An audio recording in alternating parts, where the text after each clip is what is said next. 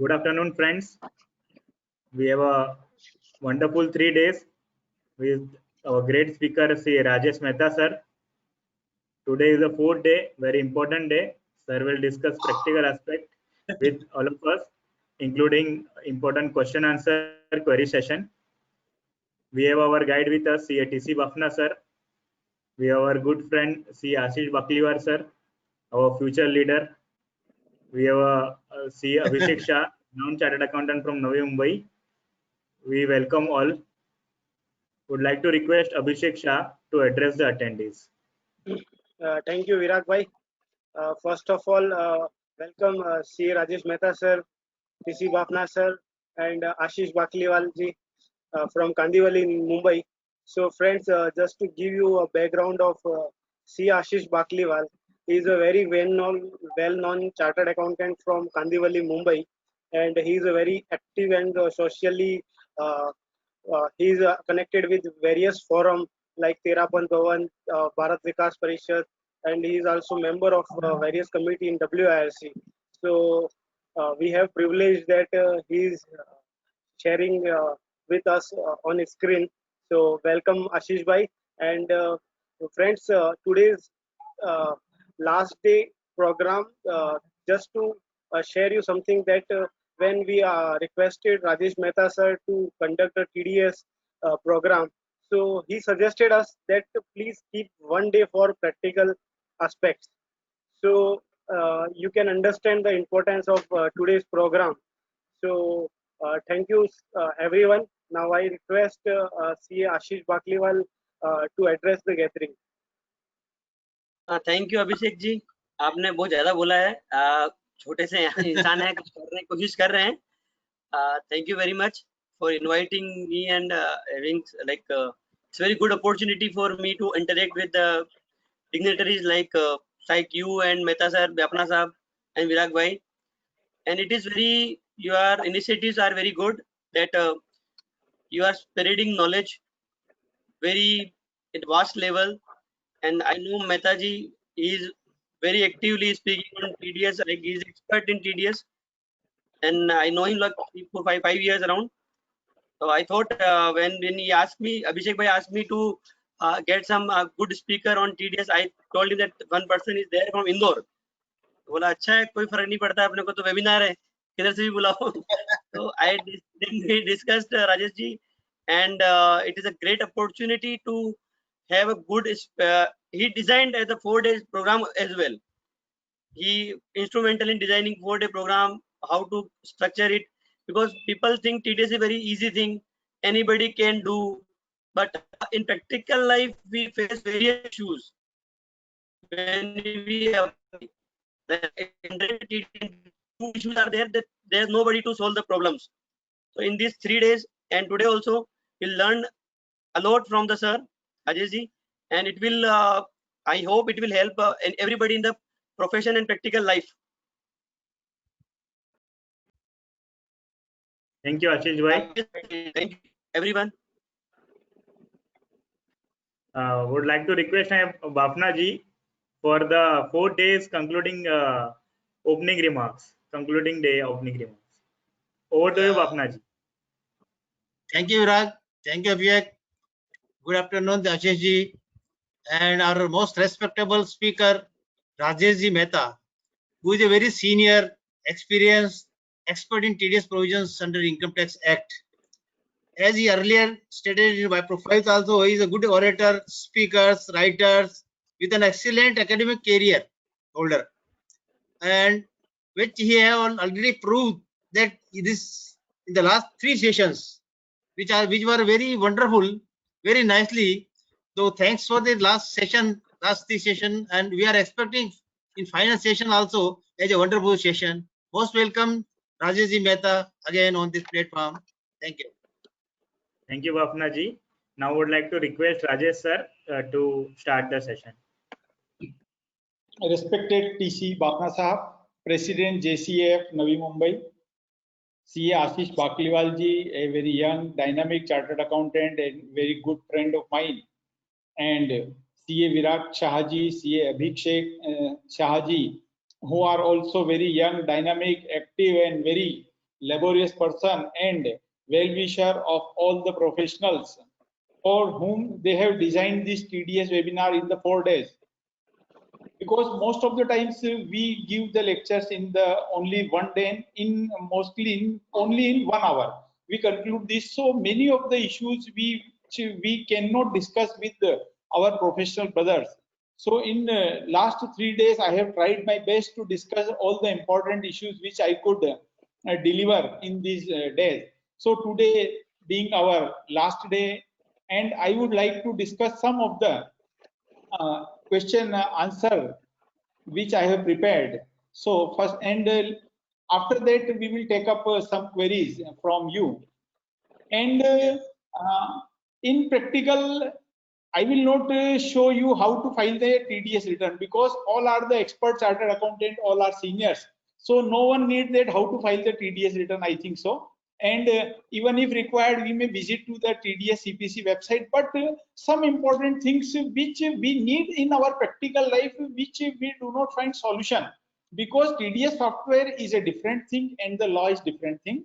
So practical, but practical means what to do when we are entering any data in the TDS software, what to do and where to enter and how to enter the data in the TDS software, whether the details of payment to transporter are required or not to be entered in the TDS statement. So these things I will be discussed in my question answer, and then we will be taking up some question answer from our professional brothers.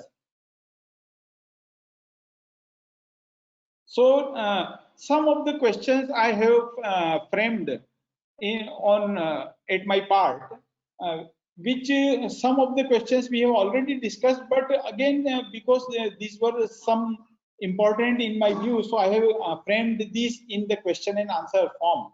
So one of the query was asked regarding payment to a restaurant. So if whether the TDS is required to be deducted in the case of regular food supply by a restaurant at the company's place. As per explanation to section 194C, manufacturing or supplying a product according to requirement or specification of a customer by using material purchased from a person other than such customer or associate of such customer is not covered under works contract. So say for example, Mr. A has given an order to restaurant B, and restaurant B purchases the goods from the grocery supplier C.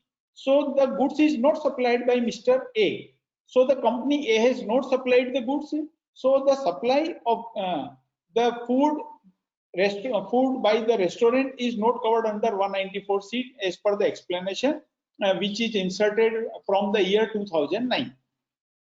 Because the supply of food by the restaurant at company's office is a contract of supply of material, and it is not covered in catering also, because the restaurant is only supplying you the food which have been prepared in his own restaurant.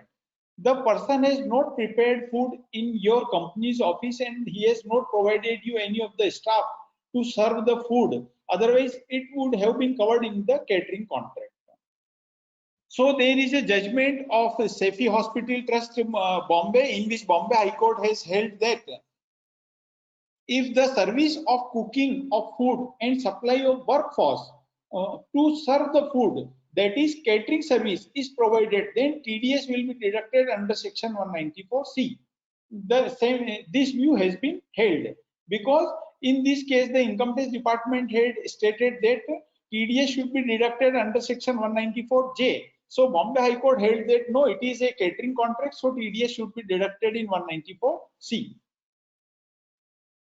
The second question which I have reported, most of the question we have discussed, but again I am discussing because to clear even a small confusion should not remain, so I am again discussing it. When to collect the TCS under section 206C1H at the time of sale of goods or upon receipt of consideration. If the opening, yesterday someone had asked whether we are to collect the TCS on opening balance also. So we are not required to collect the TCS on opening balance, and we are even not required to collect any of the TCS on any sales made before 1st October 2020. If opening balance is rupees 30 lakh on the 1st April, so I have prepared this question in the form of a table. So in the next here it is the table. The opening balance on 1st April 2020 is rupees 30 lakh. Amount received during this year, amount received as on 1st April is nil. TCS will be collected nil. And between April to September 2020, sales of rupees 40 lakh has been made. Out of this, rupees 50 lakh has been received between April to September 2020.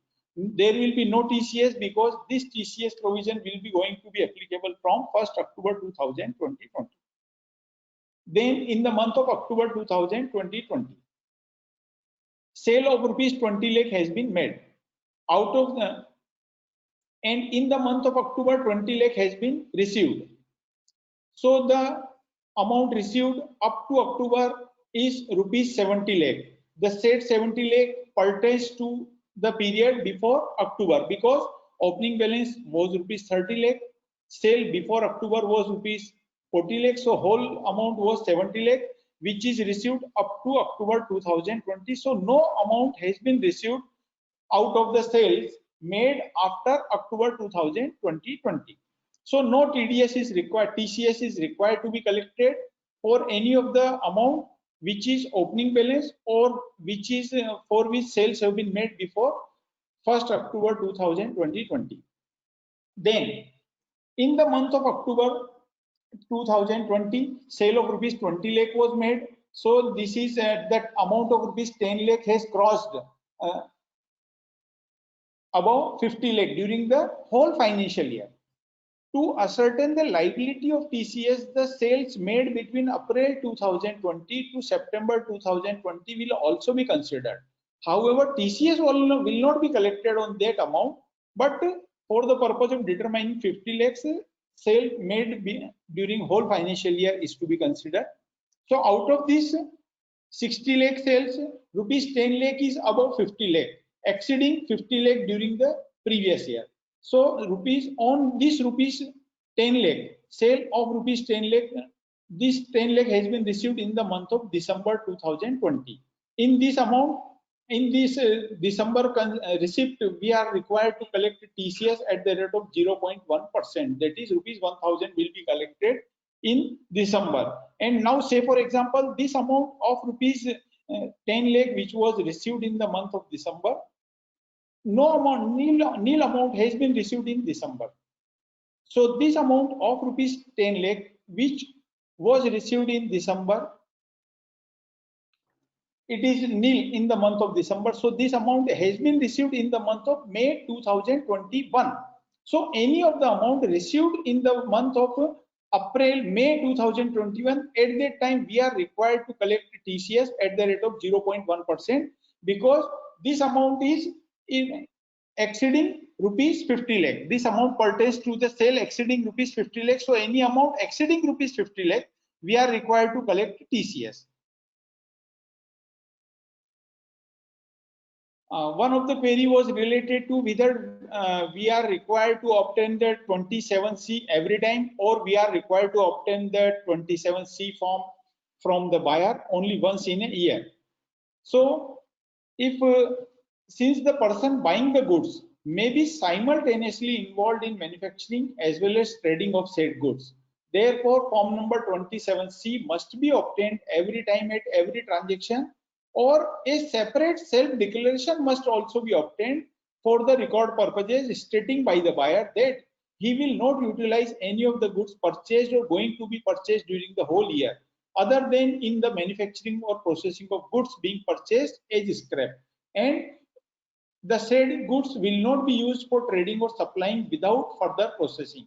And even if such trading is done by the buyer, that buyer will intimate at the earliest to the seller and will be responsible. The buyer himself will be responsible to pay the amount of TCS. So these words we must get from in writing from that buyer, that if any of the TCS liability will be arising due to his fault, then he will himself be responsible to recover that TCS in case of any subsequent recovery from the income tax department due to any infraction of law by him, and he will himself be responsible to recoup any of the consequences arising out of lapses on part of the buyer. So every time we must obtain the 27C. However, it is not specifically mentioned in the Income Tax Act or rules that whether it is required to be obtained every time or whether it is required to be obtained once. But we generally use the form number 15G and 15H, which are mostly given by us at the start of the year only once. But because we are not going to make FD every time, if we are going to make FD every time, our form number 15H may also change every time, because in the month of April, any person has made a FDR of rupees 50 lakh. So on this FDR of rupees 50 lakh, the interest going in the whole year is going to be 2.5 lakh, which is not exceeding the basic exemption limit of income tax. So this interest is not going to exceed 2.5 lakh. But in the month of June, any person reaches to the bank and go to ask the bank that kindly prepare one more FDR of rupees 50 lakh. So now the whole FDR is rupees 1 crore. So his interest is also going to exceed rupees 2.5 lakh during the whole year. In that case, his earlier form number 15G he will have to withdraw from the bank, or he will have to instruct to the bank that now kindly deduct the TDS on my interest, otherwise I will become the defaulter. So in such a case also, the 15G filed earlier may become useless. In the same way, 27C must have to be obtained and given every time at the time of purchase, or we may obtain a self-declaration from the buyer. So himself will be the responsible person for any of the recovery or any of the liability of interest or penalty being imposed upon the seller in future. What is the time limit to pass an order under section 201? If any of the person fails to deduct whole or any part of the tax from a person resident in India on the payment made or credit given, then such person shall be deemed to be an assessee in default, and an order determining the tax and interest in such a case shall be passed within 7 years from the end of the financial year in which such payment is made or credit is given, or 2 years from the end of the financial year in which correction is filed, whichever is later.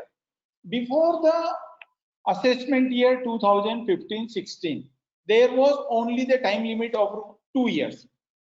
Before the assessment year 2015-16, under section 201, it was specified that if any of the person has failed to deduct the whole or any part of the tax, then any order under section 201 against him may be passed within 2 years from the end of the financial year in which the due date of the TCS statement, TDS statement is fallen due.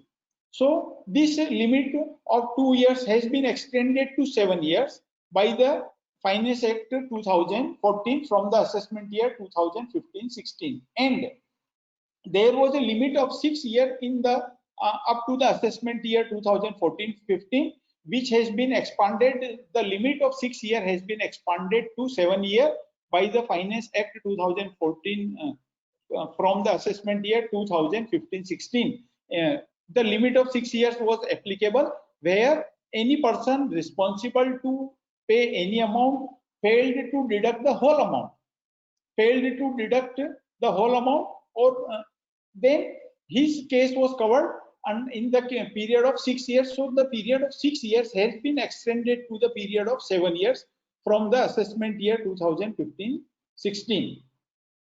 And if any payment is made or credit is given 2 years from the end of the financial year in which correction statement is filed, so the period of 7 years is also extended by whichever is later. If any of the person has filed any return, say after 6 years, so from the 6 years, 2 years period with correction statement will also be counted because he has filed a return in the 6th year and he has filed a correction statement just after 1 year. So the period of 7 years will also get extended 2 years from the end of the year in which correction statement is filed. But there were some cases, some of the persons may be having the period of 7 years is applicable from the assessment year 2015-16 for the both type of the defaults. Earlier, the two types of defaults were separately defined under section 201. So any of the time limit which has lapsed already before the assessment year 2015-16 will not survive. Say for example, if any of the TDS statement was filed during the financial year 2011 and 12, so the period of 2012 for this, if any of the person has filed a TDS statement for March 2012, his case under section 201 could be reopened only up to the March 2015. So any of the case which the time limit for which has already expired before the insertion of this act from the assessment year 2015-16, that cannot be reopened. Only the new cases for which have fallen due after, on or after assessment year 2015-16 can only be taken in to count the period of 7 years. And someone had asked for that what is the format of declaration which we are required to obtain from the truck owner. So this is the format which have been specified by the CBDT by way of a circular. That circular was as an explanatory memorandum to the Finance Bill 2009. So in that Finance Act, this circular, the Finance Act 2015, in that circular, this format was given. This is a like a self-declaration form. This is not any specified form number. No form number is there. Neither it is an online form. This is a self-declaration which is to be filled up by the truck owner. So in this form, one correction have been made by the Income Tax Department, which they have not made good even in the Income Tax Act till now. Here they have written that I do not own more than 10 goods carriage and also did not own more than 10 goods carriage at any time during the financial year.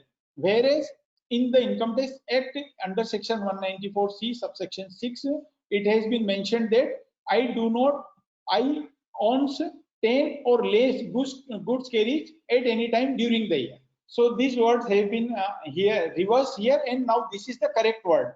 But this is a self-declaration. So in the case of self-declaration, we may change this drafting because this is not as per the law. This is only an internal suggestion by the CBDT. So we may also put here the words that at any time during the year, I owns 10 or less goods carriage at any time during the year.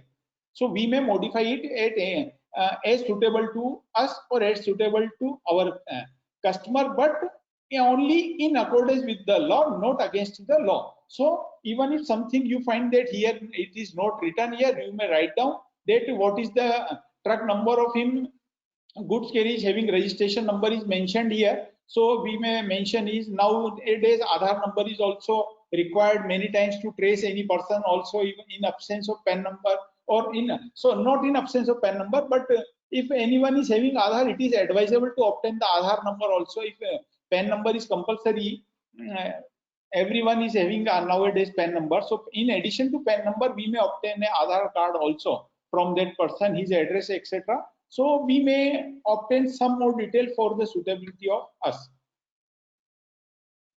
Whether an individual or HUF is liable to deduct TDS even if he is filing the ITR under section 44AD or 44A.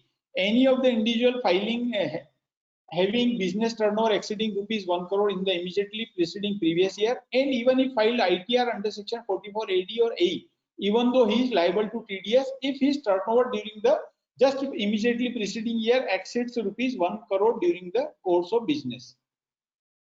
What is the income limit to furnish form number 15G, 15H? As already I had discussed yesterday that the limit is 2.5 lakh in case of 15G, and in case of 15H tax liability should be nil. Income limit has not to be seen. So this for record purposes I have explained here. Whether details of payment made to goods carriage owner without deduction of tax is to be included in the TDS statement? Yes. If any of the payment has been made to a truck owner, goods carriage persons without deduction of TDS by way of obtaining a declaration from that goods carriage owner, then we are required to furnish such details of his name, PAN number, and gross payment made to him on quarterly basis in the TDS statement, where we are required to report the payments made to goods carriage owner without deduction of TDS. the same is required as per Rule 31A, Sub Rule 4. I think yesterday one thing I had during last 3 days, I had one important thing I could not discuss. So today I am discussing that whether any religious or charitable institution can furnish form number 15G. If any of the religious or charitable institution is having income from interest and rent exceeding rupees 2.5 lakh, then they cannot furnish form number 15G, because as per section 197A, they cannot furnish form number 15G if their income exceeds rupees 2.5 lakh from rent and interest, as I discussed in the earlier slide also. So as per Rule 28AB, if it takes on total income of any trust or claiming exemption under section 11 or 12, or any charitable or religious institution liable to file ITR under section 139 subsection 4C is nil, but interest and rental income exceeds the maximum amount not chargeable, not liable to tax, that is exceeds the 2.5 lakh during the financial year 2020-21, then such trust or institution will have to apply in form number 13 for nil deduction. So they cannot furnish form number 15G, because many of we chartered accountants go to the banks for tax audit, and in the tax audit report we have to mention then whether the bank has followed all the TDS provisions.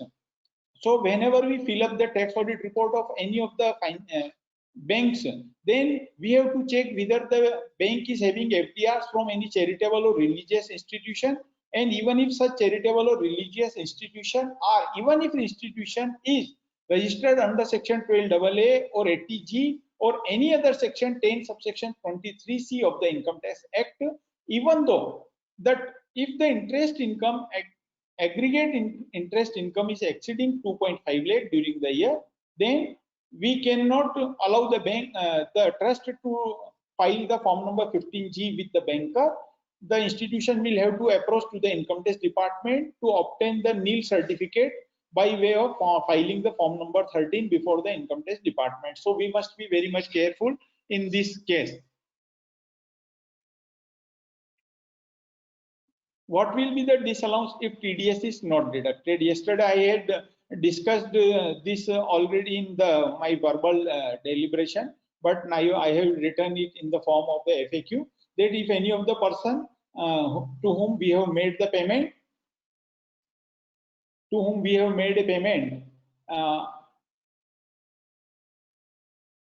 one small mistake is there. 40A in the first paragraph I have written 40A1, that is 40A1A.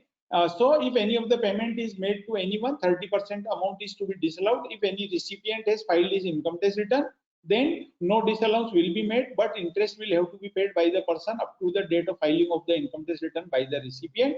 But if the person who has received the payment from us, he is not liable to tax audit, so he may file his income tax return even up to March 2021, because due date of filing of income tax return of November 2020 is not binding on him, because the recipient is not covered in the tax audit. But in the case of the payer, the date of filing of income tax return by the payee, by the recipient, will be treated as date of payment of the TDS by the person who has made the payment. So disallowance will be made in the hands of the person who has made the payment during the financial year 2019-20, that is during the assessment year 2020-21, and in the next year this payment will be allowed as per the various provision, specified provision under section 40A1A, first provision, second provision.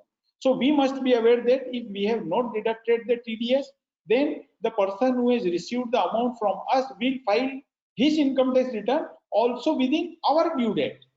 Even if he is not liable to audit, but he should have filed his return. Even if he is legally allowed to file return up to March 2021, but he should file, otherwise our disallowance of 30% will be there, and in the just following financial year we will be allowed that sum, because return has been filed after due date of filing of income tax return by us. And the recipient has to furnish the CA certificate in form number 26A electronically. Whether the TCS is required to be collected on sale of old car or buses, yesterday we had discussed it already, so I will not elaborate it again. This important thing yesterday I had during last 3 days I had not discussed. So one important thing, from the assessment year 2015-16, one amendment was made in the section 133A. First amendment was made under section 133A. Section 133A subsection 2A relates to TDS and TCS survey, and section 133A relates to survey other than TDS and TCS, the normal survey under income tax. So even income tax department before 2015-16 could not carry out any income tax survey under section 133A at any religious or charitable places. So from the assessment year 2015-16, an amendment has been made under section 133A, in which it has the charitable institution has also been included. Otherwise, there was only the business persons having income from business or profession were covered under section 133A. Even up to today, any religious institution are not covered under section 133A. So income tax department cannot carry out any normal survey under section 133A at any religious institution except any charitable institution. On the same line, income tax department had introduced a new section 133A subsection 2A from the assessment year 2015-16. From that year, they have said that income tax authority can carry out survey at any office or any office other place where business or profession is carried out. So here also, in my opinion, only in my opinion, they have specified the word at any office or any place where business or profession is carried out at any other places. So they have not used the word here any place where business is profession. So any other means any office whose office? The office of any business or profession, because many of the business and profession have separate offices and separate workplace where their business activities are being carried on, where the showroom is separate and their office is separate.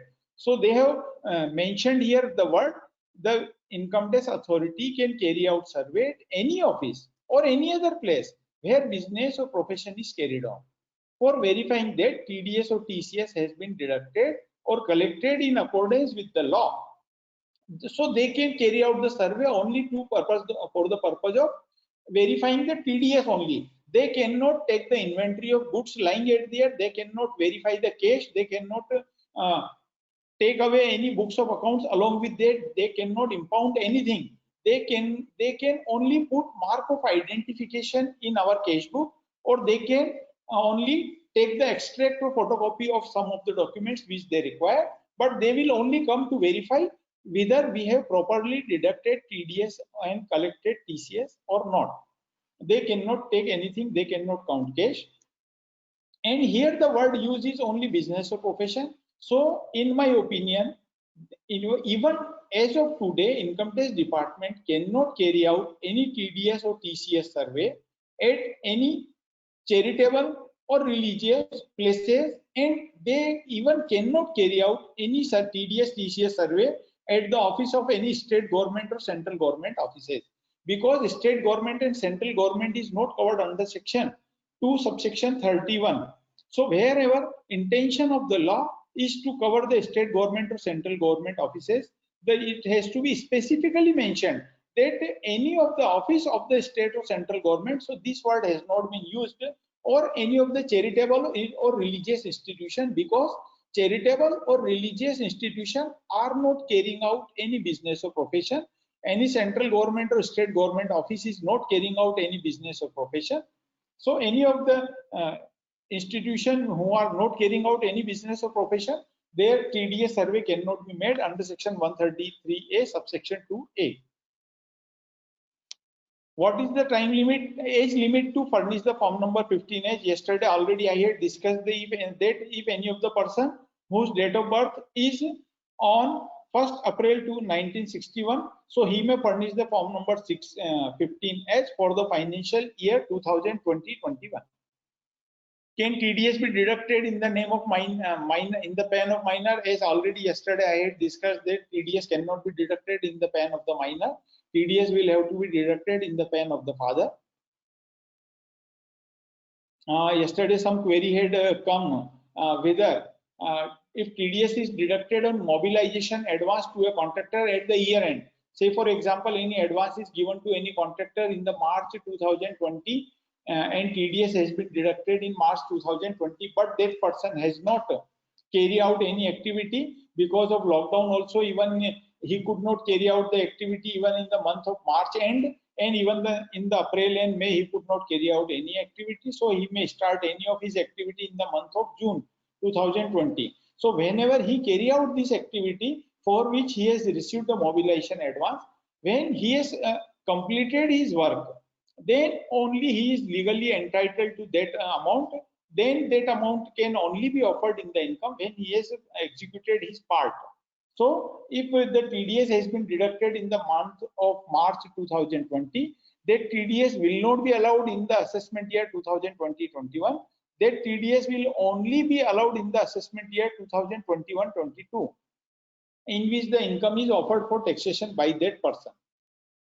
There is a judgment of Sri Kanthula Ravishankar, Bangalore, ACIT, and there is a judgment of Lloyd Insulation India Limited, assessment year 2008-9, also which I have mentioned here in the slide, which states that as per section 199 and rule 37BA, the whole of the amount will have to be shown in the return of income, in which the income is offered for taxation and in which the work has been executed, in which the person is legally entitled to claim that amount.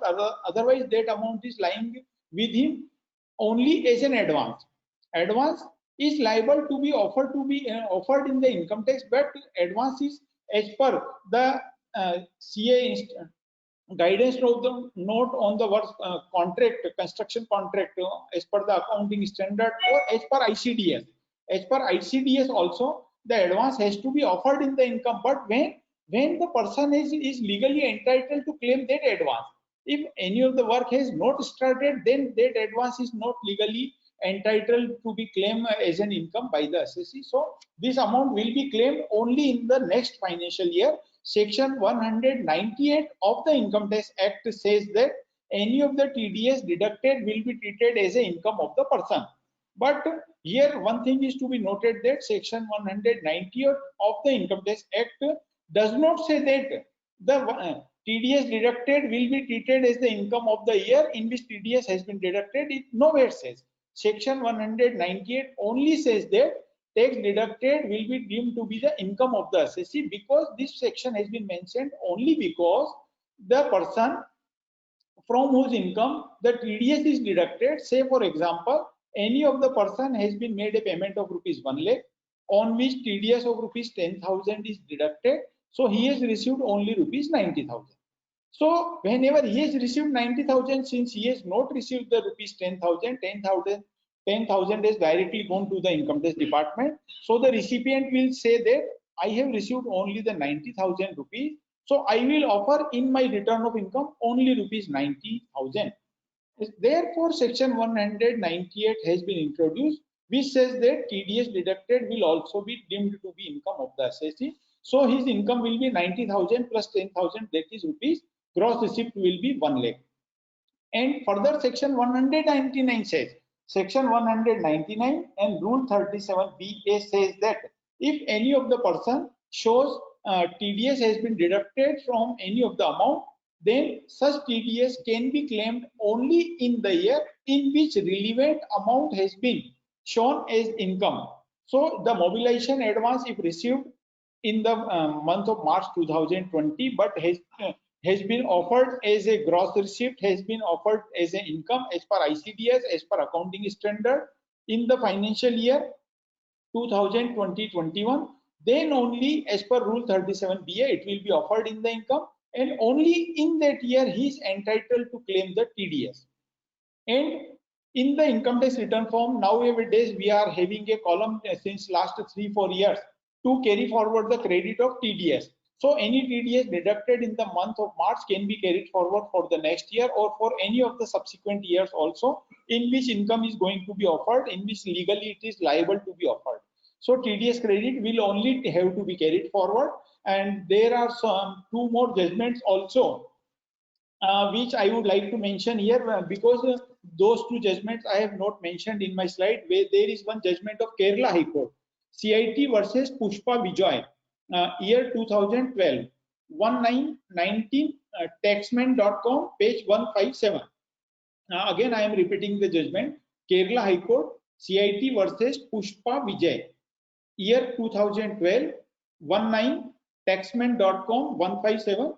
This is Kerala High Court judgment, and there is a judgment of ITIT Mumbai bench in the case of Surendra S. Gupta versus ACIT, ITA number 5791 Mumbai 2014. That judgment has been delivered in the year 2018 at Mumbai ITIT. So in this judgment also it has been held that if any of the person has received any advance, then TDS on such advance will only be allowed to be claimed as a credit in the year in which such income is offered for taxation. Otherwise, he will not be allowed to claim any income. Many of the chartered accountants across the India are facing so much problem only because of the wrong deduction of TDS by the bankers. Because bankers deduct the TDS as per the accounting policy, as per the fair accounting policy, as per the normally adopted accounting policy by them. But we face many of the problem. So if TDS is wrongly deducted by the bank in previous year on our audit fees, we should carry forward this TDS in the next year as per section 198, 199, rule 37 BA, and in as per the judgments which I have mentioned here. Since you obtains from OTA, no decisions will be made. So one thing I had already discussed. What will be the disallowance. There will be 30% disallowance that I have already discussed. And here I think it is same that how to pay. He will have to pay the interest at the rate of ₹1% per month on such amount deductible from the date of payment of sum up to the date of filing. This I have already discussed yesterday. This is I have only mentioned here in the form of a question answer. Whether TDS is deductible also on the GST charged in the tax invoice. So this is also some useful thing which daily we have come across. We receive calls from our clients whether we are required to deduct the TDS on the GST portion also. So in case of payment or credit of services, if we are making payment for any of the services without and deducting the TDS, then TDS is not deductible on the GST portion if GST is separately mentioned in the tax invoice. There is a CBDT circular 23/2017 in which it has been specifically mentioned, and there was a same circular in the year 2013 on the line of the service tax. This said the earlier circular has also been adopted in the GST regime. However, TCS is collectible on the sale of specified goods, but TCS has to be collected on GST portion. TCS is collectible on sale of specified goods. TCS has to be collected on GST portion because no such circular in line with TDS has been issued regarding TCS on sale of specified goods. So say for example, when many of our clients are selling the car, or say from this year we are required to collect TCS on sale exceeding ₹50 lakh. So whether our client is required to collect TCS on GST portion also? Yes. In the case of TCS, there is no such circular. The circular number 23/2017 is only with respect to TDS, not with respect to TCS. So if our client is covered under any of the provisions under section 206C subsection 1, subsection 1C, 1F, 1G, 1H, then they are required to collect the TCS on that portion because there is no such circular regarding the TCS. Whether any assessee can be deemed to be in default due to non-payment of late fee under section 234E. So this is a very important section in the TDS, 234E late fee, because many of the professionals face the late fee of rupees 200 per day.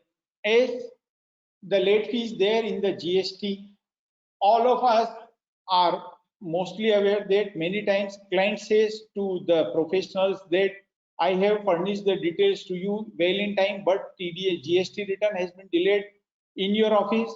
In the same way, many times client says that I had sent all the details to you over to your mobile, over to your email for the purpose of filing of the TDS return, but you have missed to file the TDS return within the due date. So if any late fee under section 234E at the rate of 200 rupees is going to be imposed, so they held responsible another person. So we have very much problem either late fee in the GST or in the TDS.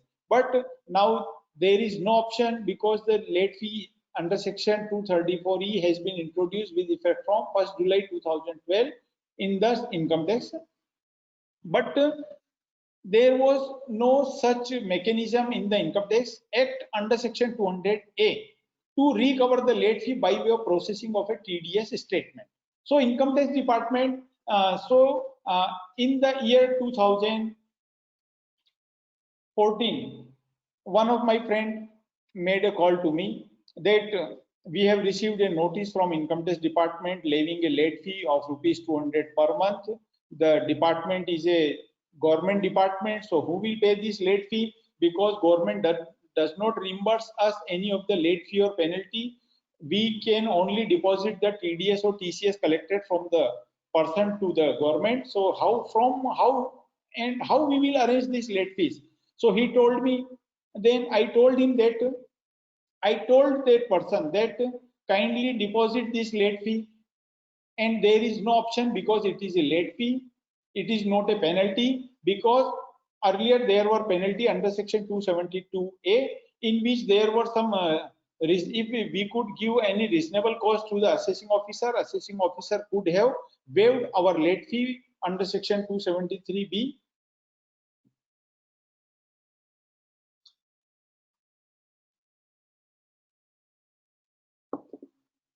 So again, my friend told that no, this late fee is very harsh, or it is quite reasonable because this is the talk before the GST regime. The GST came into the 2017, but the late fee in the income tax was first ever in the Income Tax Act. Any fee was introduced since 1961 in the year 2012. So the provision was quite new to everyone, and even I have seen that Income Tax Department itself have received notices under section 234E levying the late fee, because Income Tax Department itself have to file the TDS statement on the salary given by them to their officers to on the works contract payment made by the Income Tax Department to various contractors also. So in the year 2013, Income Tax Department came out with a circular and they waived the late fee of all the state government and central government, because many of the state government and central government across the India were covered under section 234E. Then I did some research on that topic under section 234E in the year 2014. So I came to know that the Income Tax Department does not have any power to levy the late fee under section 234E by way of processing a TDS statement under section 200A, because we file any of the TDS statement, we file before the TDS CPC Ghaziabad. We file most of the returns, all of the TDS statements online to the TDS CPC, and all the returns are processed by TDS CPC only under section 200 capital A. And section 200 capital A did not have any clause before 1st June 2015 to process any of the TDS statement by levying late fee, because section 200A before 1st June 2015 had only two things, that if any of the person has paid less interest or has paid short deduction or excess payment of the TDS, then only for the two purposes, short payment of interest or excess or short payment of the TDS, only for these two purposes, Income Tax Department TDS CPC could process the TDS statement under section 200A.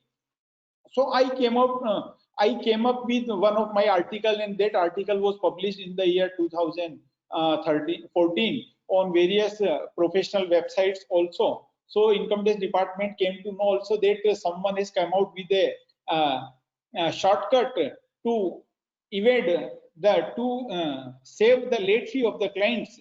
So the Income Tax Department came to know, and they income tax in the Income Tax Act, the section 200A was amended from 1st June 2015, in which it was introduced under section 200A that TDS statement will also be processed for the purpose of section 234E also. So any of the late fee if imposed after 1st June 2015, we cannot save our client. It is much difficult. We can save still also, but it is slightly difficult for us if any of the late fee has been imposed after 1st June 2015. If any of the late fee was imposed before 1st June 2015, or if any of the TDS statement pertaining to period before 1st June 2015 has even been filed after 1st June 2015, but the TDS statement was pertaining even, say for example, TDS statement pertaining to financial year 12-13 was filed in the year 2016, 4 years delay. Even though Income Tax Department cannot impose the late fee under section 234E,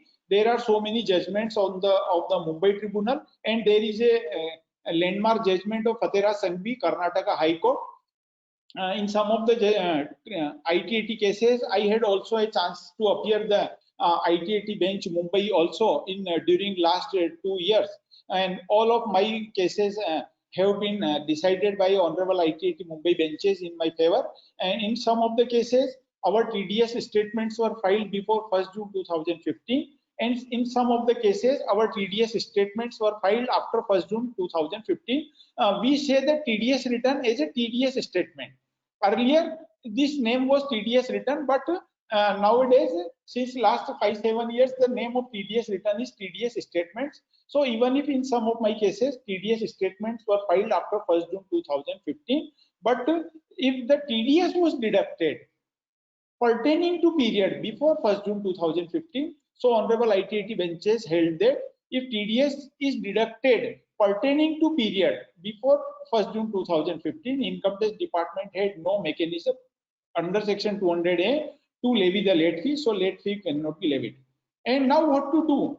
If in any of our case, if the late fee is imposed after 1st June 2015, say for example, if any of our client has filed the TDS statement of financial year 2018-19 in the month of January 2020, so he has been delayed by 9 months. So what will we do now? Because 200A has a provision that TDS statement will be processed for the purpose of levying late fee under section 234E also. But there is one more thing which Income Tax Department has not yet completed and not yet amended in the Income Tax Act.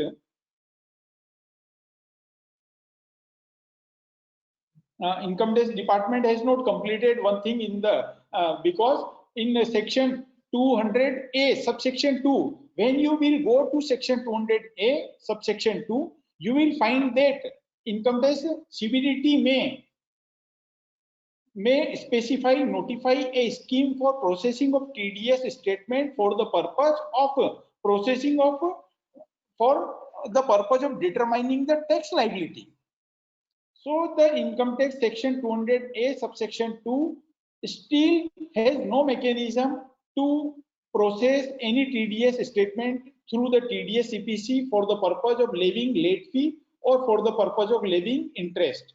They even today do not have any power that they can authorize, because the TDS CPC Ghaziabad has been authorized as per by way of authority given to the income tax, be given to the CBDT under section 200A subsection 2.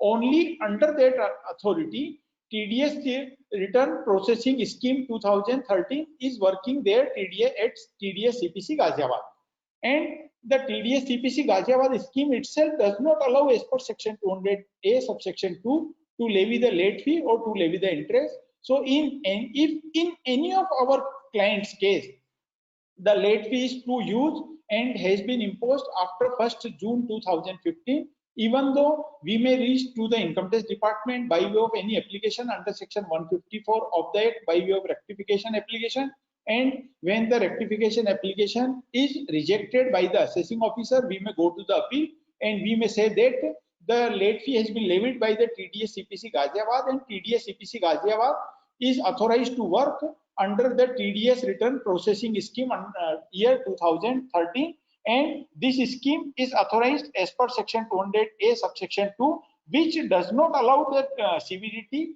and which does not allow TDS CPC Ghaziabad to process any TDS statement to levy the interest or to levy the late fee. So I think in the next year, Income Tax Department in the finance bill, there may be any retrospective amendment, but any retrospective amendment which may be the harmful, which may be disadvantageous to the assessing, so that may not be treated as retrospective by the courts. So we may take this clue, but this because it may take us a long time up to the tribunal or up to the high court. So if the late fee is too high and imposed after 1st June 2015, then you may take the shelter of section 200A subsection 2.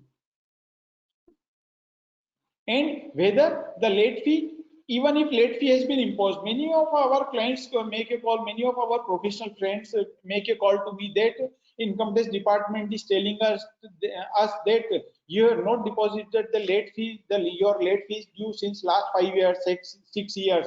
So we are going to launch a prosecution against your client. We are going to treat you as a assessee in default, and we are going to attach your bank account. So any late fee levied under section 234E is not a charge upon assets of the person. So any person cannot be deemed to be an assessee in default. Any prosecution cannot be launched against the assessee if late fee is in default, and assessee cannot be treated as a deemed to be in default, and any of the bank account of the assessee cannot be attached to recover the late fee, because as per section 201, 234E is not the assessee cannot be deemed to be in default. Assessee can be deemed to be in default only for the short deduction or non-deduction of the TDS. Only for these two things, or for the non-payment of the interest, he can be deemed to be in default. For the purpose of 234E, he cannot be deemed to be in default. So an assessing officer cannot attach our bank account. But ultimately, if the amount is too small, we may have to deposit it. Otherwise, we may have to go to the High Court by way of writ petition, or we may reach to the CIT appeal and ITAT by way of filing any appeal. And if any of the case is still pending, if any of the appeal of any of the client is pending and the client wants that, no sir, we do not want to go into the litigation. If luckily any of the person has filed any appeal and that appeal is due on 31st January 2020, then that person can opt for the Vivad Se Vishwas scheme. Then there he will only be required to deposit only 25% of the late fee. So he may wind up his cases by way of paying only the 25% of the late fee. Whether form number 26QB can be corrected, 26QB being the TDS statement filed for the purpose of deduction of tax under section 194IA. The Traces website has the option on the Traces website, taxpayers, the assessee will have to go to the taxpayers login and he can deposit the 26QB. And correction can be done also. It has to be done through either through the digital signature, or the approval of the jurisdiction officer has to be taken for correction of the 26QB. So this is the slide which I have taken from the TDS CPC website. So many of the practical things which some of my professional friends might have been thinking that I would discuss all the how to file TDS statement. So if most of the things have been mentioned on the website of the TDS CPC, because if I will explain each and every procedure, it will take even I think more than 6 or 7 hours in a day to explain all the procedural aspects which most of our article staff, or which most of our computer staff are doing. Because we must also be, we may also mostly be aware of the law. What is the law? Because procedural part is mostly there. So, but this was 26QB is a routine problem in many of the cases, because most of the persons file the TDS statement of 26QB wrongly. So I have taken this here. And one more thing here, I would like to mention that some of the problem are such type of problem. Most of my professional brothers are thinking that, sir, there are so many questions which are not even answered at the website of the tdsepc.gov.in. They are only very limited FAQ. Also, because some problems are such which cannot even be resolved by the TDS CPC. So, say for example, yesterday someone had asked that we have deducted the TDS in the 10 and we want to shift it to the pen. So this is a problem which is quite difficult. So the simple way to this, that either take the refund of the 10 and then deposit it into the pen. This is the simple way. File the form number 26B to take the TDS refund. The 26B has to be filed through the digital signature. You will obtain the refund, and you then after you may deposit this into the PAN number. But if the TDS CPC is not even allowing you due to some other reason, because you have filed the TDS statement and some technical problem is there either in their statement, or there may be so many problems, then the only way, first of all, you should write an email to the TDS CPC. There is an email ID mentioned on their website, tdscpc.gov.in. The email ID is contact@tdscpc.gov.in. On that email ID, you are required to send an email. If you not receive any reply to that email, or any of the reply received by you from that email ID, or if you have made any call to their toll-free number and they do not satisfy you, then you may note down this all your exercise having been done by you, that you have sent an email, you have not received satisfactory reply, or you have not received a reply within reasonable time of 7 days, 8 days, or the reply received by you on their toll-free number is not helpful to you. So the only last way left with you is, there are now two ways are left with you. You may reach to your local TDS assessing officer, but whenever we reach to our local TDS assessing officer, they always say we have nothing, we do not have any power, all the powers are with TDS CPC Ghaziabad. We cannot we cannot modify anything at our end at local. So the last way, only the last way left with you is, for any correction either in the TDS or in the income tax, any help, the last way in India is the CP Gram.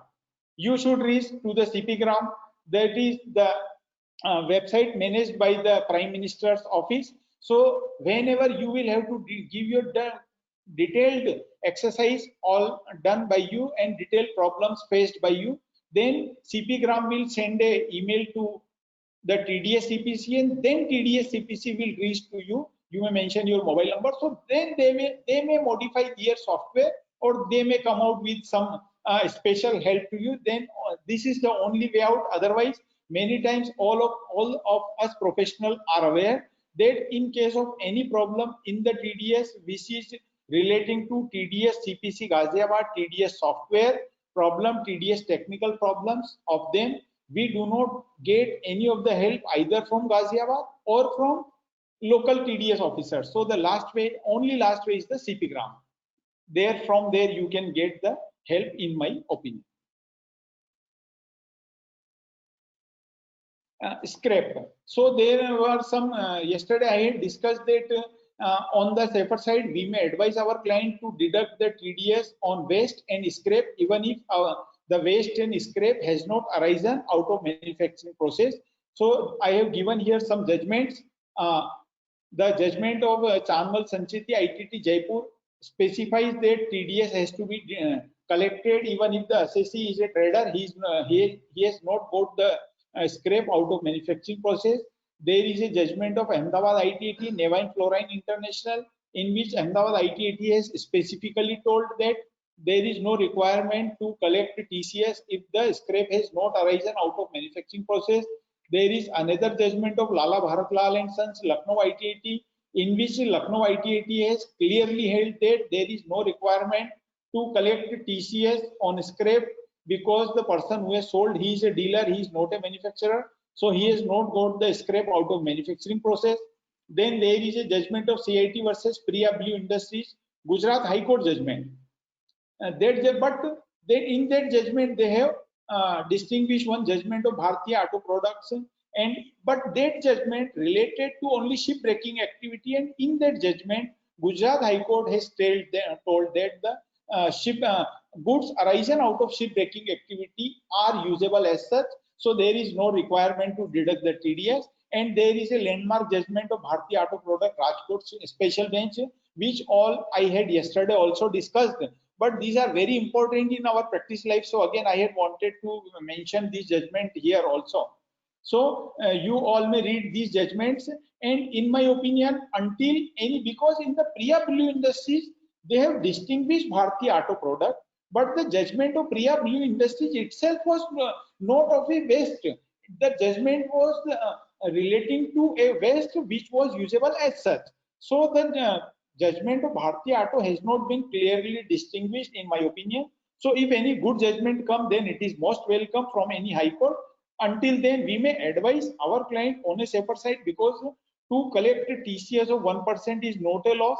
But whenever we have already sold the goods, and after 3-4 years, because within 7 years, anytime we may receive any notice from Income Tax Department, and we may have to pay huge amount of TCS and interest and penalty, also penalty under section 271CA equal to the amount of TCS, and so we may have to be, we may go into a problem. So we should advise our client to deduct TDS. But all of my professional brothers here are being advised that they may go through all the judgment, and the judgment of Bharti Auto Product is, in my opinion, a good judgment also. Form number 26, yesterday a form number 26, new form 26 has already been introduced. Just before 2-3 days I had told that new 26 AS format is coming, and it's good that during our 4 years webinar, the form yesterday they came to know that today is last day of our webinar. So yesterday themselves they have came out with a webinar. So I had got one more slide to discuss with you, that the form number 26 AS now, but it has come into the new format. Earlier in the form number 26 AS, we used to find very minimum information. Most of the information were related only the information which were mostly available with us readily related to TDS, TCS, advanced tax and self-assessment tax. And some other informations were not available. So many of our clients were unaware of many of the things, but here in this they have summarized, they are going to summarize most of the things, and I think the scope of this new 26 AS form is furthermore will be going to expand it. So many other information we will also be finding here in this 26 AS form, how much demand is outstanding there, how much refund we have received here, and what proceedings are pending against us at any of the stage, assessment proceeding, reassessment proceeding, cases pending before CIT appeal. So these many of the things will also be available in our portal. This all information will be populated through some of the information will be populated through statement of financial transaction, which has to be filed by the responsible persons as per section 285BA of the Act. So let us see that in the coming years also the scope, there are some informations which are written here, which we will be finding in our 26 AS.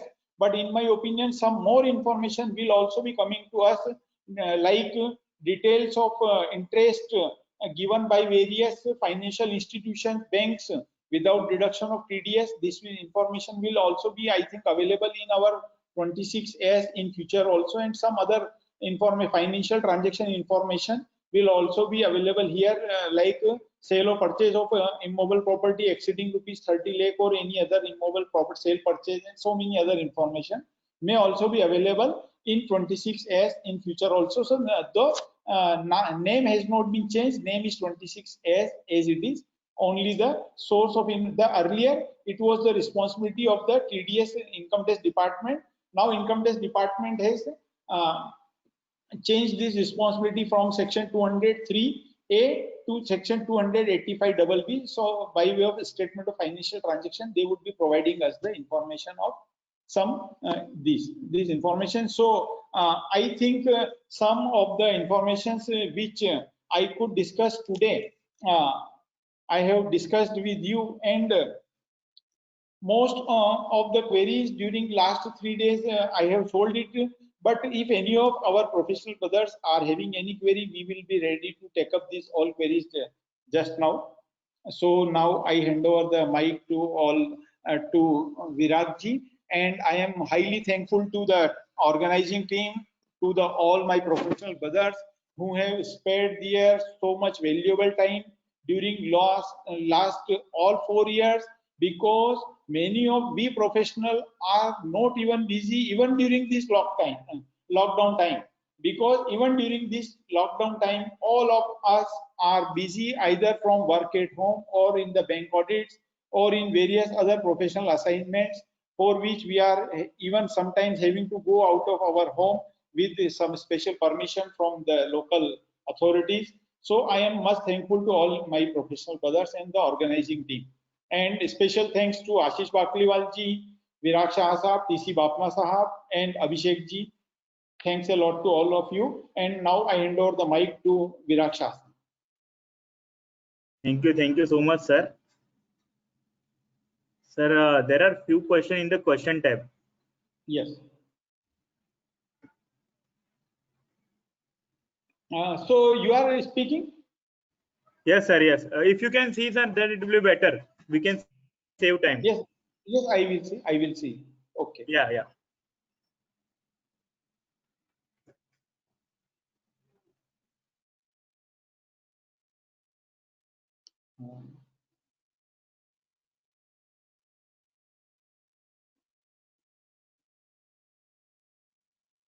TDS on reimbursement. TDS on reimbursement of expenses to clearing and forwarding agent. If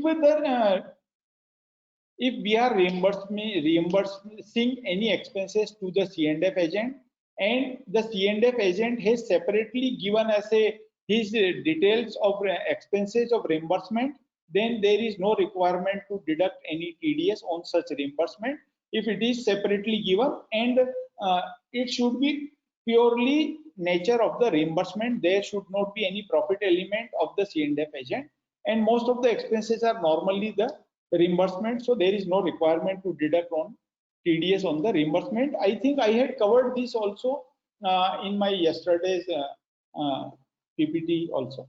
So no requirement to deduct TDS on reimbursement if a separately invoice is issued for reimbursement of expenses. It should not be clubbed with the fees or commission bill. Then can 15G 15H be given if income is below rupees 5 lakh? The 15G 15H, 15G and 15H both are the separate thing. If any of the person is having tax liability nil and his interest income is not more than 2.5 lakh, even if his income is 5 lakh, even if his total income is 5 lakh, but his income under the head interest and rent and dividend and insurance commission and insurance policy maturity, all these aggregate payment are not exceeding 2.5 lakh, only then he can give the form number 15G. Otherwise, even if tax liability is nil, he cannot give the 15G, because as per section 197A, his income specified under section 197A is exceeding 2.5 lakh, he cannot give the 15G. And in case of 15H, I had already mentioned in today's my question answer that the person can furnish 15G if tax liability on his income is nil, even if his interest, rental income and dividend income is exceeding 2.5 lakh. So in case of senior citizen, only relaxation is given there. Only we have to see in case of senior citizen that his tax liability should be nil, even if his other interest, income, etc. is exceeding rupees 2.5 lakh.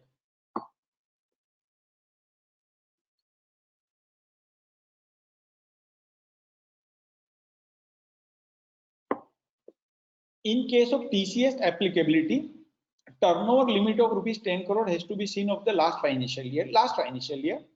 For the section 206C1H, turnover limit of rupees 10 crore has to be seen of the immediately preceding year, that is of the financial year 2019-20 only, not of the current if TDS liability for March 20 is deposited in June 2020, then the late payment interest will be for how many months? If it is from the delay, period of delay has to be calculated from the date of deduction until the date of deposit. So say for example, if TDS has been deducted on 16th March 2020. So if any of the TDS could not be deposited in the month of April, any such TDS which is deducted on 16th March 2020 can be deposited with 2 months interest up to 15th May 2020. And if the TDS was deducted on 16th May and it is deposited on 16th May or 17th May, then the third month has started, so interest for 3 months will have to be given, will have to be charged. If TDS is deducted, then interest rate will be 1.5% per month. If there is a delay of deduction of TDS, then for the period of delay in deduction, the interest rate is 1.51% only. And if the deduction has been made but deposit has not been done, then interest rate will be 1.5% per month. And due to this pandemic, the interest rate between the 20th March up to 30th June has been reduced by 0.75% in both of the cases, either in case of the non-deduction or in case of the deduction but not deposit. Interest rate is 0.75% per month. 2 months, because in ordinance they have explained that delay means between due date. So it's clear on the TDS CPC website also they are having a example of this. So in that example also they have also cleared that nowadays before 2-3 years they were charging wrong interest.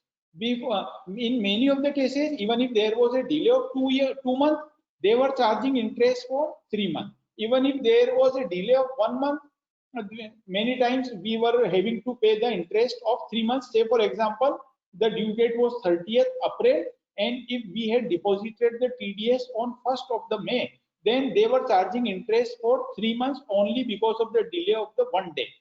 So nowadays they have I think rectified their software, and now they are charging interest for only 2 months from the date of deduction till the date of deposit.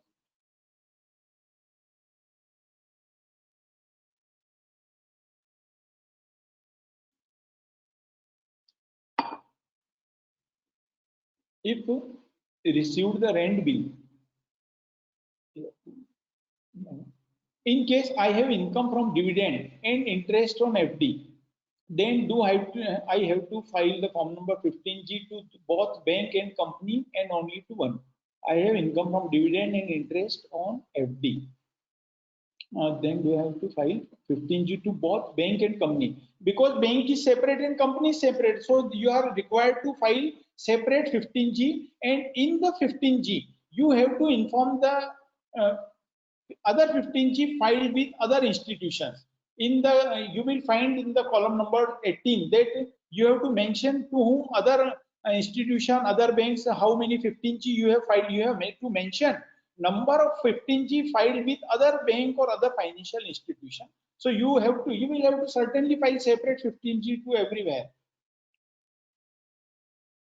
If revised rent bill for the month of April and May in the month of June, then at what rate TDS should be deducted? It should be 10% or 7.5%. If revised rent bill for the month of April and May in the month of June, then what? If the TDS of June will have to be paid, if the liability to deduct the TDS has arisen only in the month of June, because the revised bill has been received by you in the month of June.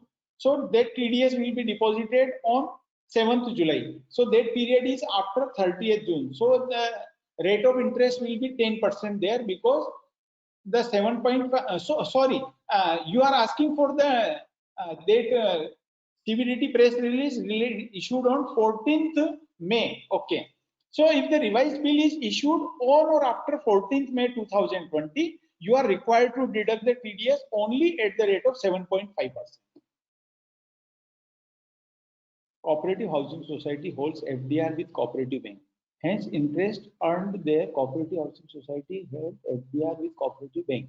Interest earned there is exempt. The bank want to deduct TDS interest with effect of 7. Is he justified? Yes, bank will deduct. If any cooperative bank pays any interest to the cooperative society, cooperative bank is required to deduct the TDS from the interest being paid to the cooperative society. They are required. They will deduct. Then we have to provide details of transporter payment without deduction of TDS. How can we provide details without exemption certificate? No. Advise the details. Yes, you have to obtain only a declaration, because in case of payment to transporter, I have mentioned today self-declaration form. You have to obtain the self-declaration form from the transporter. You are not required to obtain any nil certificate or low rate certificate from the transporter, because you are not required to deduct the TDS from the transporter if he owns 10 or less goods carriage at any time during the year. You are only to upload the information in form number 26Q by way of mentioning his PAN number and gross amount paid to him during that quarter. You are only required to fill up in the form number 26Q. You will find that information. You will find the information at the end of form number 20. If you will go to check the income tax rules, or if you will check the form number 26Q specified by the income tax rules, at the note number 5, you will find that right I, if no deduction is on account of deductee being transporter, PAN of the deductee is only mandatory. If the deductee does not have PAN, then you are required to deduct TDS at the rate of 20% from that transporter. But in my opinion, I think nowadays there is no such person who does not have the PAN.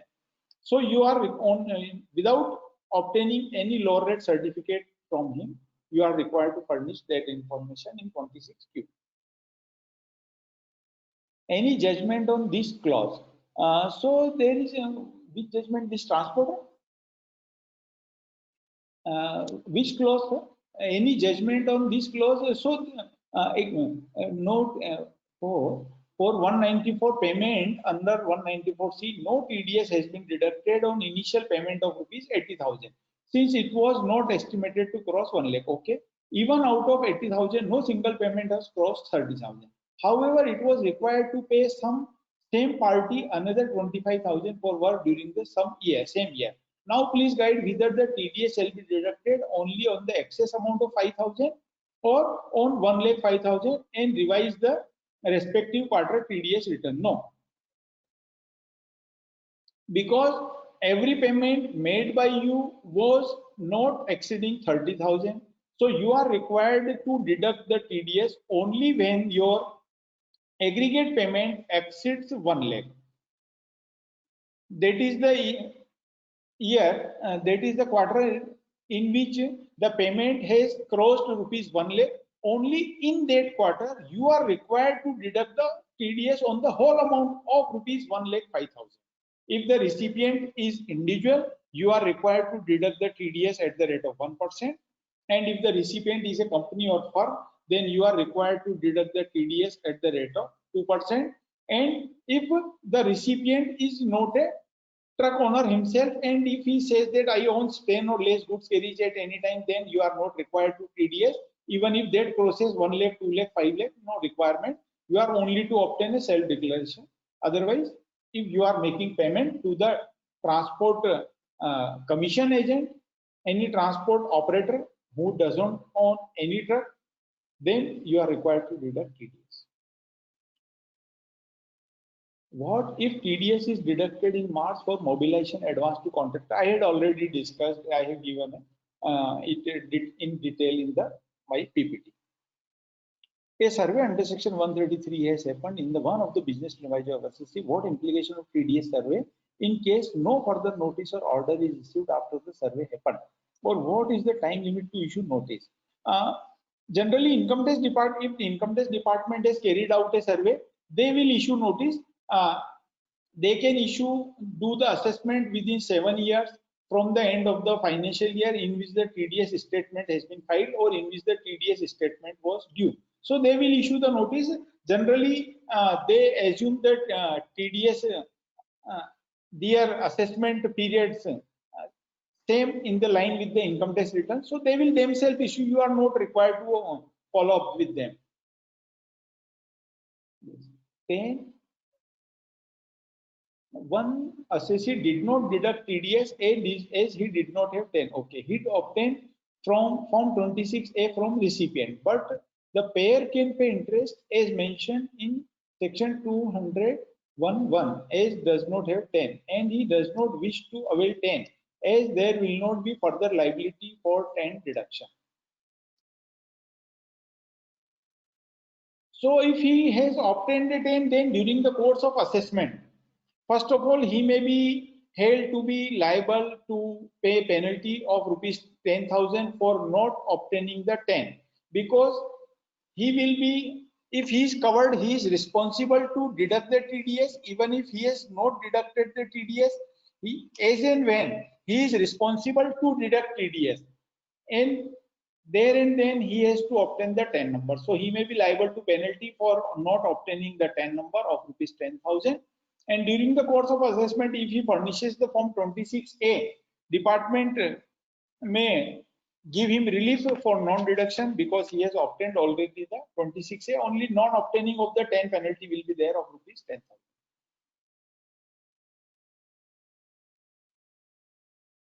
Payment made for fees under 234E is penalty. If it is not penalty but levy, then it is allowable expenditure.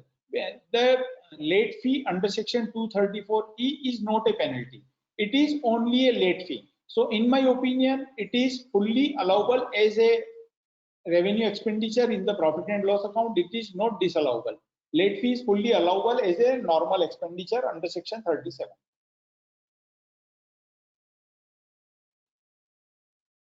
In case of no TDS has been deducted, then if recipient produces certificate from CA in Form 20 and also files his return of income within due date, then no disallowance is needed. Yes. However, my query is whether the person who is responsible to deduct and pay TDS should also file his income tax return in the time.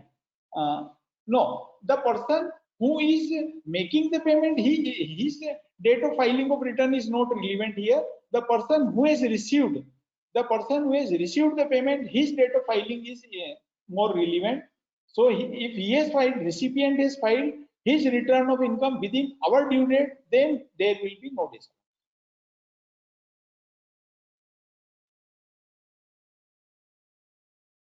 Whether TDS officer can issue notice on the pen. There are various TENs and under this pen which are not in his jurisdiction. So you may challenge the jurisdiction, but the jurisdiction has to be challenged within the 1 month from issue of received of the notice. If you have not challenged the jurisdiction within 1 month, then you cannot further challenge in subsequent proceedings. And they cannot issue the notice in the pen, but mostly some they may mistake, but this cannot relieve the you from, even if he has done such mistake, this is only a small mistake, so for which we cannot fight. In case of a bill is missed in 26Q1, in Q4, can I feel full amount in one go in interest is put adjusted correctly in each quarter? Is it correct? So I could not understand the query very well. Again, in case of a bill is missed in 26Q1, if the bill is missed but TDS is deducted in 26Q1, then you are required to revise the TDS statement of the Q1. But if you have not entered the TDS statement, you have not entered the bill as well as you have not deducted the TDS, then you are required to file the TDS statement for the 4th quarter in which you have deducted the TDS. If you have deducted the TDS in Q1, then you are required to revise the TDS statement of the Q1 only. Reason for lower higher deduction.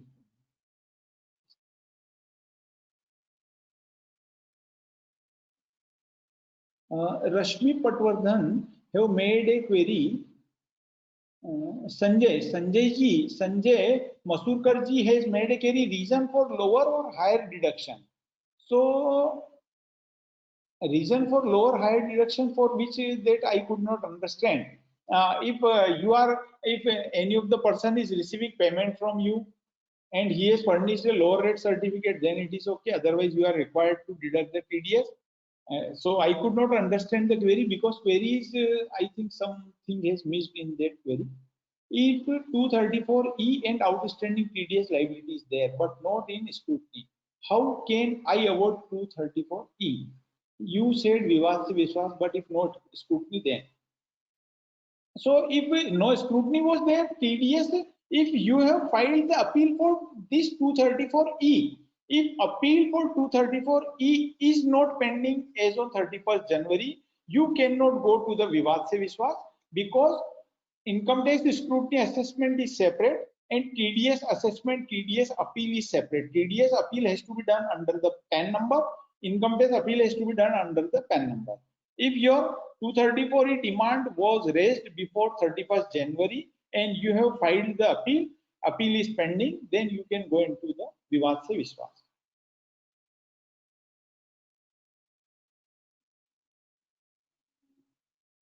When interest paid by cooperative bank to its members, cooperative societies engaged in banking business, whether section 194A is applicable? Yes. Cooperative bank paying even interest to their member, they are required to deduct the TDS even from the cooperative society also. Because the cooperative society is different and cooperative society engaged in carrying on the business of banking is different. If any of the cooperative society is engaged in carrying on the business, then such cooperative societies engaged in carrying on the business of banking are required to deduct TDS even from their member and even from any other cooperative society. But if any of the cooperative society which is not engaged in the carrying on the business of banking, then they are not required to deduct any TDS from their member or from any other cooperative society. The period, the ordinance is the period of experience. Ordinance, it means I think you are asking this ordinance which has been issued in the month of March due to this pandemic. So this period of ordinance is applicable from the 20th March 2020 and up to 30th June 2020. In the ordinance, it has been said that if any of the due date of any of the application or any of the process which was required on your behalf, or either on behalf of the income tax department or on for payment of any of the tax liability or any other thing which were due under income tax between this period, then you may complete all this only up to 30th June. Then you will be covered under this ordinance. So please explain the period of delay. Period of delay. Period of delay for the purpose of late fee. For the purpose or for the purpose of interest. For the purpose of interest, the query seems to be kindly explain period delay as per ordinance passed due to pandemic. There are lot of confusion number of months for which interest should be charged. Okay. So I may take one example, deducted in the month of March and paid in May. If any of the TDS is deducted in the month of March, it could be paid only up to 30th April without any further interest.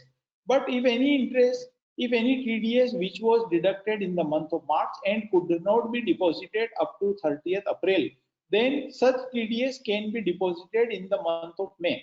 And for this period of delay will be counted from the date of deduction until the date of deposit.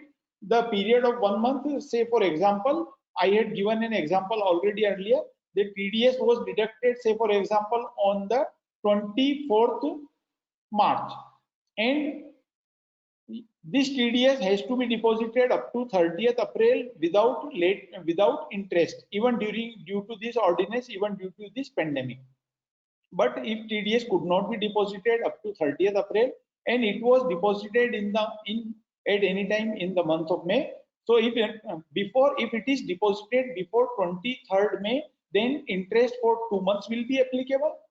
And if it was deducted on 24th March, and it was deposited on or after 24th May, then period of 3 months start from the 24th May. Before or up to 23rd May, period of 2 months delay will be counted. So interest will be 0.75% per month after 20th March up to 29th June. Gratuity paid by tribal department, where 50% 1% stake is of central government, 49% is of state government, but the department head registered under cooperative society. Since the department is registered under cooperative society, so department is not outright the state government, not the central government. So the exemption provision which is applicable to the central and state government regarding gratuity will not be applicable to such cooperative society. And in case of the leave salary also, because in case of leave salary also state government, central government and any other government department are only covered. Government department like university or any of the other university associated, private university associated with any government university are only covered. So in case of leave encashment also, they will not be treated as a government department. Suppose company has announced ₹10 per share dividend. So share broker is getting ₹9 only. TDS under section 94, and share broker is paying ₹9 only to the client. But ₹1 TDS is reflected in share broker 26S, where it is credit of client as dividend income of the client. Please share how the practically. So if the TDS is deducted in the hands of the share broker, but this is actually not the income of the share broker. This is the income of the person who is the actual beneficial owner of the share. The actual beneficial of the beneficial owner of the share will be the real owner, not the broker. So in the income tax return form, there is a column. Whether you want to transfer the credit of your TDS to any other person. So at the time of filing of the return of income by the share broker will have to mention the PAN number of that person who is the beneficial owner. So by way of filing of income tax return, as per section 199 of the Income Tax Act and as per rule 37BA of income tax rule, the credit of TDS will be transferred from the share broker to the original real beneficial owner of the shares by way of return form.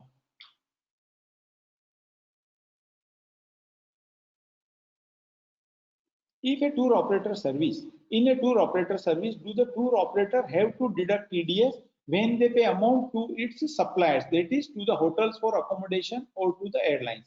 If the tour operator is an individual or HUF having turnover exceeding 1 crore during the preceding financial year, he is covered. Or if the tour operator is a partnership firm or a company, and if he is paying payment to the hotel accommodation, and as yesterday I had discussed that if hotel accommodation is taken on rent on regular basis, then only, and if hotel accommodation is either taken on the regular basis and then the amount crosses the limit specified under section 194I, then only he is required to deduct the TDS. Otherwise he is not required to deduct the TDS if the hotel accommodation is not taken on the regular basis on the rent.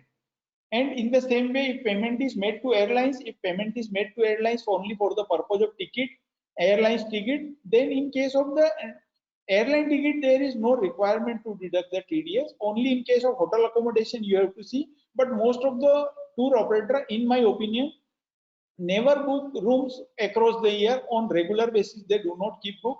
Whenever they get any booking from the tourist, then only they book the rooms in the hotel. So their booking is not regular, so they will not be required to be deduct any TDS, in my opinion. But on a safer side, we may advise our client that if it seems that a single payment is exceeding rupees 2.4 lakh as specified under section 194I, we may advise our client, because this is not these things are only clarified by way of CBDT circular. There are so many CBDT circular, and sometimes their language itself is not much clear, because sometimes they have said that if you have any rate contract with the hotel is not hotel room is not specifically earmarked for you across the whole year, then you are not required to deduct TDS, even if your interest is even if your rent is exceeding 2.5 lakh, because the room is not earmarked for you. So on a safer side, you may advise. Otherwise, you may have to go into litigation. You may win. If invoices are for month of April 2020 and approved for payment on 15th May 20, can we deduct TDS in line with CBDT press release dated 13th May 2020? Invoices are for the month of April 20 and approved for month of 15 May. Can we deduct TDS? So, okay, no. If invoices, because the expenses is related to April, so date of approval of payment is not relevant. Date of incurring of the expenses relevant. So the expenses has been incurred before 14th May. So your liability of TDS has also arisen before 14th May, because on the date of receipt of bill, on the date of receiving of goods, or on the date of receiving of services, liability of TDS arises. So that is arisen before 14th May. So you cannot take the shelter of the new CBDT press release dated 13th May 2020. You have advised that we have to provide details of transporter. So this thing I have discussed. One minute. You have advised that we have to provide details of transporter payment without deduction of TDS. How can we provide details for reason of lower higher deduction column? No, there is no column of lower and higher. There is one more column is there also. There are three columns. One column is related to lower deduction, one column is related to higher deduction, and one column is related to non-deduction. Reason for non-deduction. So there is one flag. There is one flag when you will go to the filing of 26 QB. You will find there 194C subsection 6 information, like form number 15G, 15H. There is a column of nil flag. In the same way, in case of the transporter, there is a column for nil flag also. So there you have to mention the no deduction. So there is no requirement to mention to go into the lower or higher column. You will have to go into the nil column.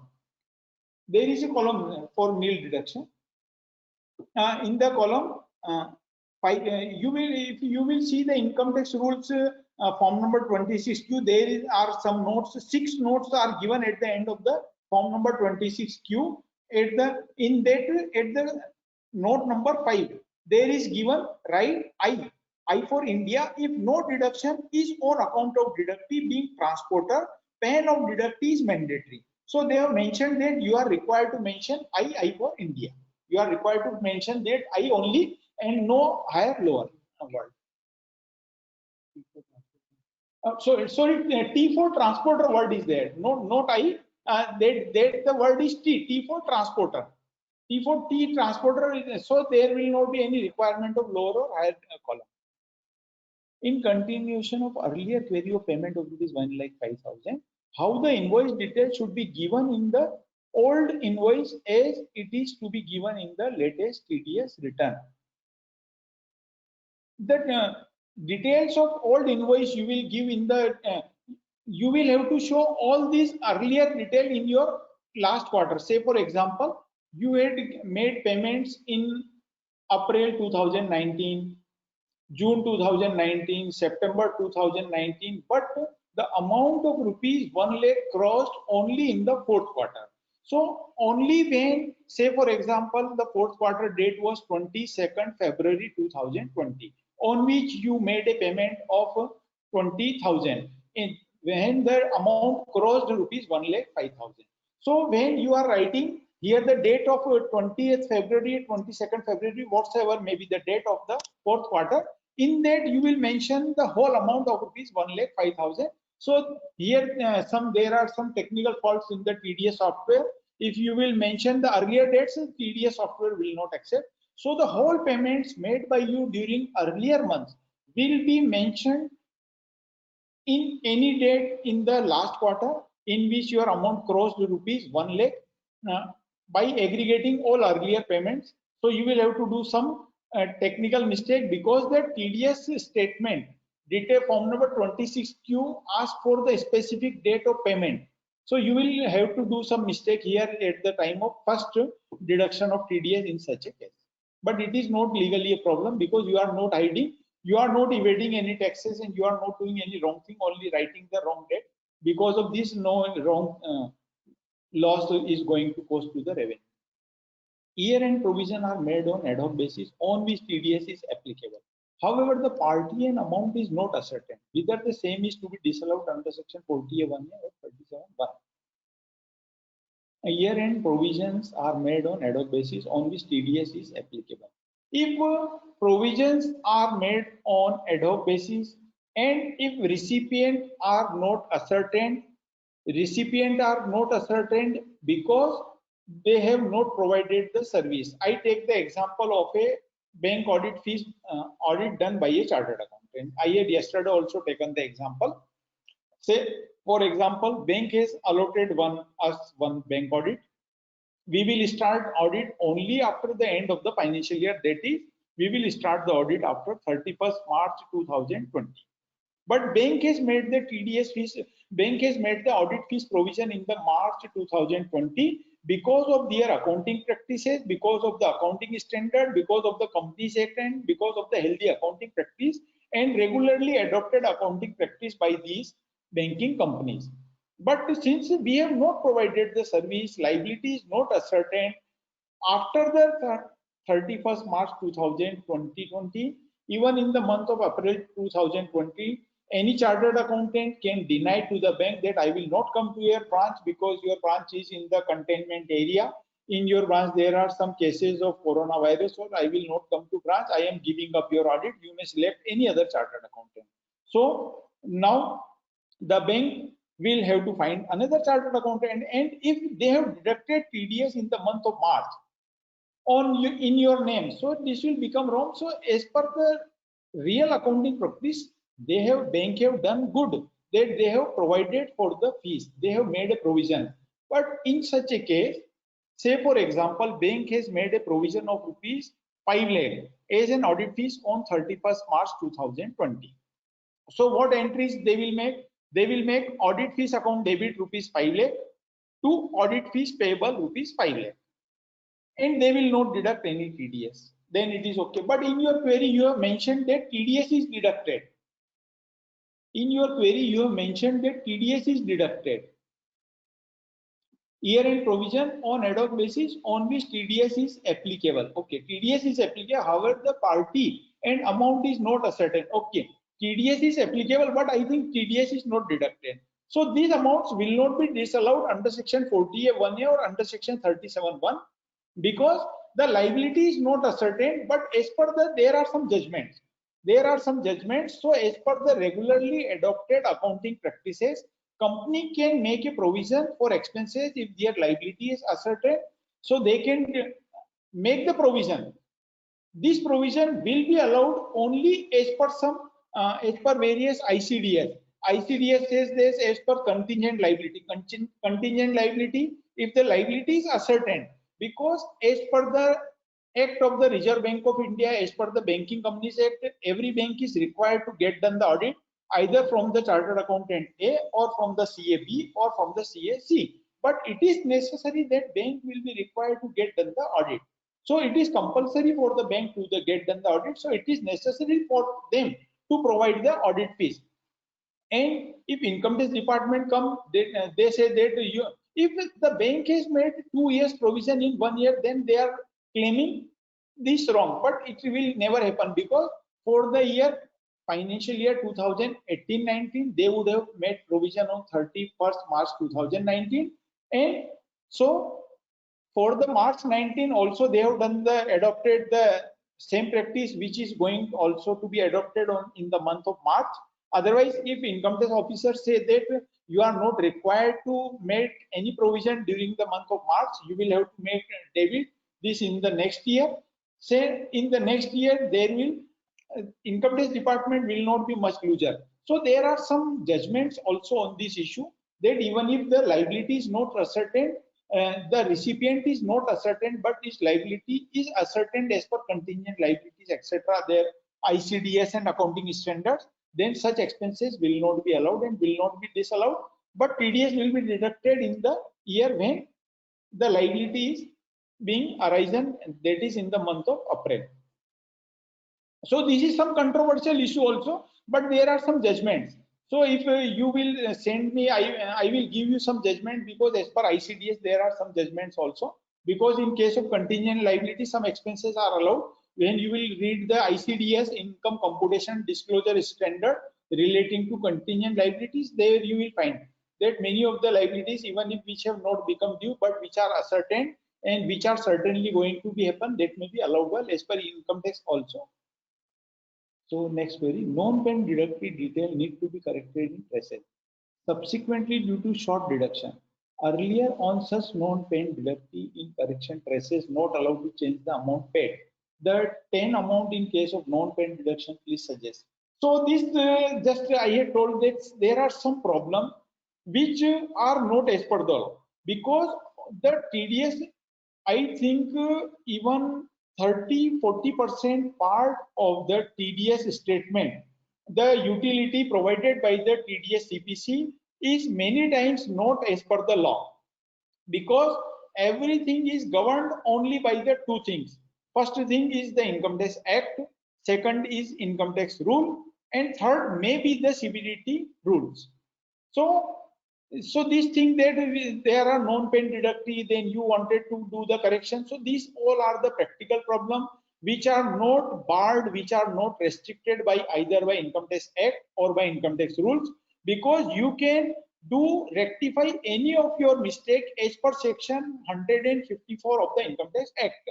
And as per 154 of the Act, there is no restriction to rectify anything. You may rectify any of your thing within 4 years from the end of the year in which the TDS statement has been filed. So if you are finding any such practical problem which is not being solved through the due to shortcomings of the Excel utility, I had told you the procedure that first of you all you are to make a call to their toll-free number, helpline number, then you send a email to them, you may send a letter to your local AO, local TDS commissioner.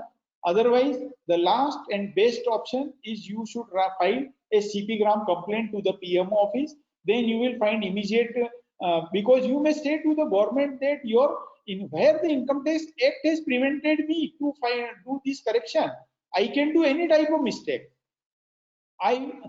Before some time there was a system in the TDS statement that you cannot completely change the whole PAN number. You can only change the 2 numerical digit, and you can change only the 2 alphabetical digit. You cannot change more than 4 digits. So where it is written in the Income Tax Act, or where it is written in the income tax rule, or where there is any CBDT circular that you cannot change more than 4 digits in TDS statement, because anyone can do any mistake. Why there is section 154? So you can rectify it, because Income Tax Act, income tax rule does not bar you to carry out anything which is not prohibited in the income tax. So you may get it rectified in that manner.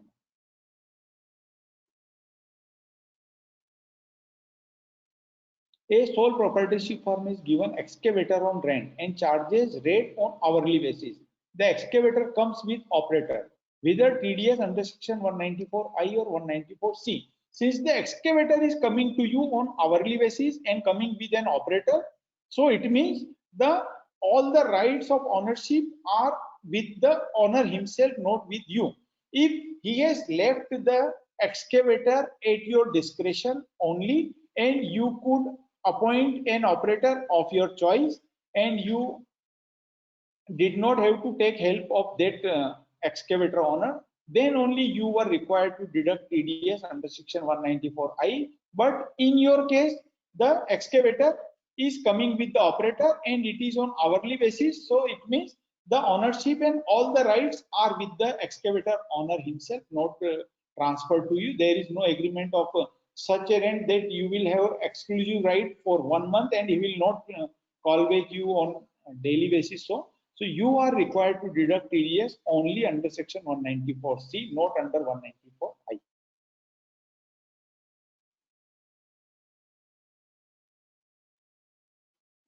Regarding purchase of property of value more than 50 lakh, if buyer does not deduct TDS and pay the entire amount to developer. Unit purchased in financial year 17-18. Should he pay TDS on property in current year, or what will happen if TDS has if he does not pay TDS? Okay, if he has done this, if he will be doing this thing now at this time, so he may face some problem of section 234E. So if he wants to do, he may do it. But in that case, to save himself from the prosecution, because if he will say that I had deducted the TDS in 2017-18 also, so it will be deemed that he had deducted the TDS in 2017-18 and paying it after 2 years. So he has used the TDS money for 2 years, so there may arise prosecution also. So in that case, either he may deduct the TDS as on today itself, that he may say that at the time I did not deduct TDS. You may mention in the TDS statement a date of deduction as of today, and then deposit the TDS. Late fee will also not be there. You will only be required to pay the 1% per month interest under section 201 subsection 1A for the late deduction, not for the delayed deposit. Delayed deposit interest is 1.5%. Here you will be required to deposit interest at the rate of 1% per month.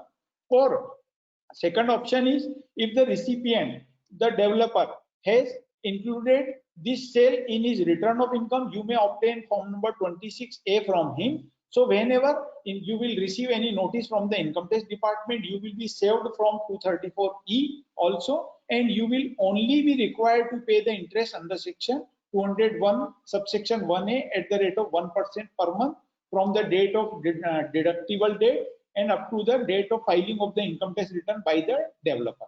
So that will be better option in my opinion. You may receive the notice, because the information of transaction above 50 lakh reaches to the income tax department and reaches to the TDS department mostly by way of the statement of financial transactions under section 285BA. Our party has not filed his IT return in time. We also have not deducted TDS for that year. Our party has not filed his IT return in time. We have also not deducted TDS for that, but we deposited that amount of TDS with interest in next year. Till that time, party has not filed IT return. Now he filed very late his IT return. So query is till which date we need to pay interest on TDS. Till the date we paid or till date party filed. If you have paid the TDS, then you are not required to look that when party has filed the return. Because if you have not paid the TDS, then only you are required to see that when the party has filed the return. So if you have paid the TDS, so when you have paid the TDS only up to the date of deposit of TDS by you, you are required to deposit the interest only up to the date when you have deposited the TDS. You have nothing to do with the return filed by the recipient. So all the queries are over here. So now I hand over the mic to Virag Shah ji.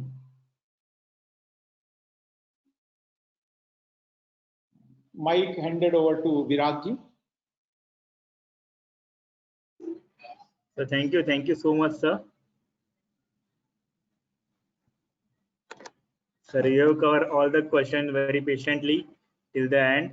We are very thankful to you, sir, for all the 4 days you have taken session, and it's a very good initiative basically to clear all the doubts in the very basic subject of TDS. So we are very thankful to you, sir. Now we are, I think Abhishek is not there here. So sir, we are ending webinar right away here, sir. Thank you so much. Thanks a lot to all of you, and thanks to Virag ji. Thanks a lot to you. I wish all the best to all your professional participants, and all the best to you. Thanks a lot. Thank you so much.